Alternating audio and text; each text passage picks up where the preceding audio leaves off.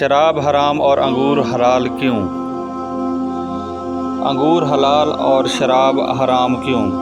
France میں commissioner مورس تعینات تھا۔ کمشنر نے ایک ضیافت میں دمشق کے معززین اور علماء کو مدعو کیا ہوا تھا۔ اس ضیافت میں ایک سفید دستار باندھے دودھ کی طرح سفید داڑھی والے بزرگ بھی آئے ہوئے تھے۔ اتفاق سے ان کی نشست کمشنر کے بالکل سامنے تھی۔ کمشنر نے دیکھا کہ یہ بزرگ کھانے میں ہاتھ ڈالے مزے سے ہاتھوں کے ساتھ کھانا کھا رہا ہے، جبکہ چھری کانٹے اس کی میز پر موجود ہیں۔ ایسا منظر دیکھ کر کمشنر صاحب کا کراہت اور غصے سے برا حال ہو رہا تھا۔ نظر انداز کرنے کی بہت کوشش کی مگر اپنے آپ پر قابو نہ پا سکا۔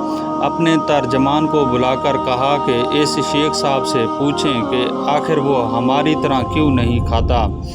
شیخ صاحب نے ترجمان کو دیکھا اور نہایت ہی سنجیدگی سے جواب دیا، تو تمہارا خیال ہے کہ میں اپنے ناک سے کھا رہا ہوں؟ کمشنر صاحب نے کہا، نہیں، ایسی بات نہیں، ہمارا مطلب یہ ہے کہ تم چھری اور کانٹے کے ساتھ کیوں نہیں کھاتے؟ شیخ صاحب نے جواب دیا، مجھے اپنے ہاتھوں کی صفائی اور پاکیزگی پر پورا یقین اور بھروسہ ہے۔ چھری اور کانٹوں پر کی صفائی اور پاکیزگی پر اتنا نہیں۔ شیخ صاحب کے جواب سے کمشنر جل بھن کر رہ گیا۔ اس نے تہیہ کر لیا کہ اس اہانت کا بدلہ تو ضرور لے گا۔ کمشنر کی میز پر اس کے دائیں طرف اس کی بیوی اور بائیں طرف اس کی بیٹی بھی ساتھ بیٹھی ہوئی تھی۔ کمشنر عربوں کی ثقافت، روایات اور دینداری سے واقف تھا۔ مزید برآں اس نے اس ضیافت میں شہر کے معززین اور علماء کو مدعو کر رکھا تھا۔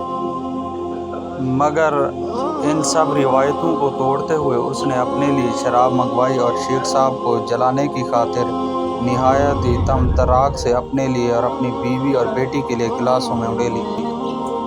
چسکیاں لیتے ہوئے شیخ صاحب سے مخاطب ہو کر کہا، سنو شیخ، انگور اچھے لگتے ہیں اور تم کھاتے بھی ہو کیا ایسا ہے نا؟ شیخ صاحب نے مختصراً کہا، ہاں۔ کمشنر نے میز پر رکھے ہوئے انگوروں کی طرف اشارہ کرتے ہوئے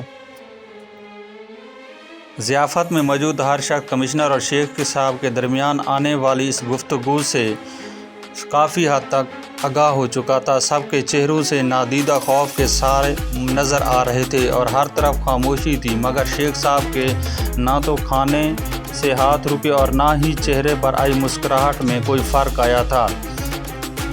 کمشنر کو مخاطب کرتے ہوئے شیخ نے کہا، یہ تیری بیوی اور یہ تیری بیٹی ہے۔ تیری بیٹی تیری بیوی سے آئی ہے تو پھر کیوں تیری بیوی تو تیرے اوپر حلال ہے اور تیری بیٹی تجھ پر حرام؟ مصنف لکھتا ہے کہ اس کے بعد کمشنر فوراً ہی اپنی میز سے شراب اٹھانے کا حکم دے دیا۔